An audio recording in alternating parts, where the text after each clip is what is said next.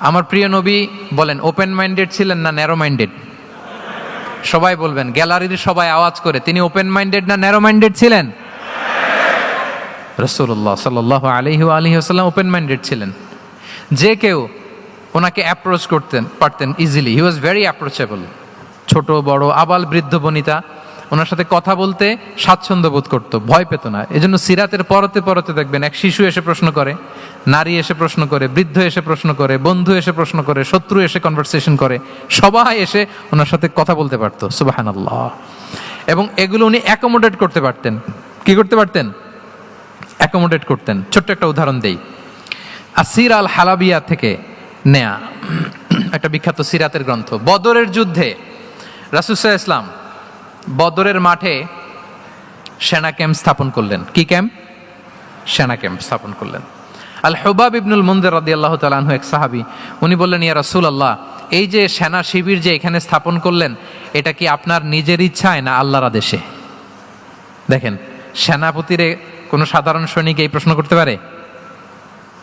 করলে চাকরি থাকবে? কিন্তু রাসূল সাল্লাল্লাহু আলাইহি ওয়াসাল্লামের কাছে সাহস নিয়ে আল হুবাব ইবনুল মুনজির বলে, ইয়া রাসূলুল্লাহ, এই যে সেনা শিবির স্থাপন করলেন, এটা কি আপনার ইচ্ছায় নাকি এটা ওয়াহি? রাসূল সাল্লাল্লাহু আলাইহি ওয়াসাল্লাম বললেন, না, এটা ওয়াহি না, এটা ওয়াহি না, বাল হুয়া রায়ু ওয়াল হারবু ওয়াল মাকিদা, না, এটা যুদ্ধের কৌশল হিসেবে আমি করেছি।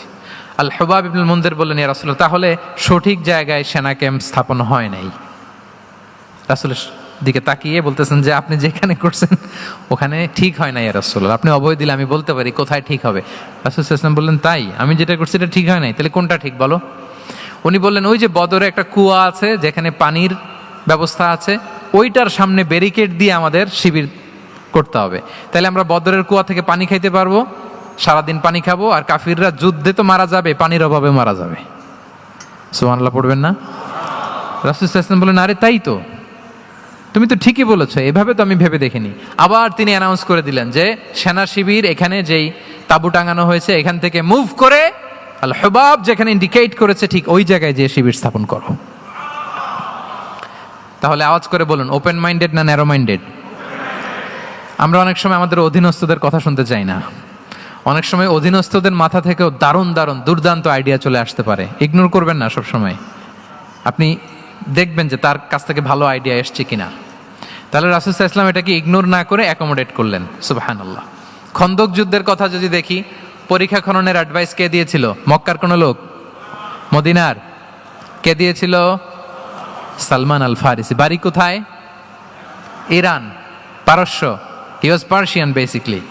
তাহলে দেখেন, সেই পারস্য থেকে এসে বললেন যে এখানে পরীক্ষা খনন করলে ভালো হয়। 5.5 কিলোমিটার পরীক্ষা খনন করে ফেললেন।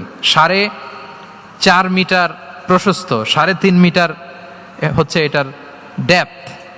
পুরো মদিনার সবাই মিলে এটা করে ফেললেন।